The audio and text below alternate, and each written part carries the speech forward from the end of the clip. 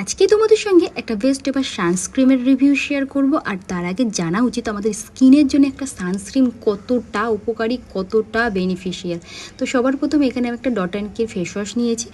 যেহেতু আমি আজকে স্কুলে বার হচ্ছি, সেই জন্য দেখো আমি কীভাবে স্কিন কেয়ার করি সেটাই তোমাদের সঙ্গে শেয়ার করছি। আমাদের সবাইয়ের কিন্তু ছেলে এবং মেয়ে উভয়েরই একটা ফেস ওয়াশ, একটা ভালো ময়শ্চারাইজার, একটা সানস্ক্রিমের অত্যন্ত প্রয়োজন।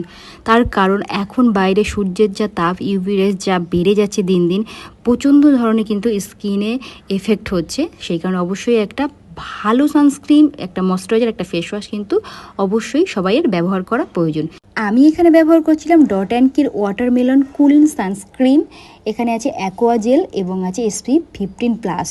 এর মধ্যে আছে হাইড্রোলনিক অ্যাসিড। আর এটা অয়েলি টু কম্বিনেশন বা সেন্সিটিভ যে কোনো স্কিন টাইপস কিন্তু এটা ইউজ করতে পারে। এটার মধ্যে কোনো হোয়াইট কাস্ট নেই। মানে অনেক সময় কী হয়, সানস্ক্রিন ইউজ করার পরে অনেকটা ড্রাই হয়ে যায়, অনেক সময় সাদা সাদা ছোপ ছোপ হয়ে যায়। সেই সমস্যাটা একদমই না। আবার অনেক সানস্ক্রিন এমন আছে লাগানোর পরে চোখ থেকে জলও বাড়ায়, মানে চোখ জ্বালা করে।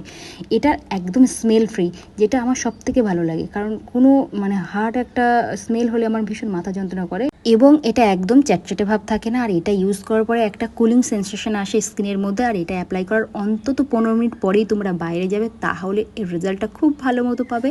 আর এটা দেখতে পাচ্ছ SPF আছে 50।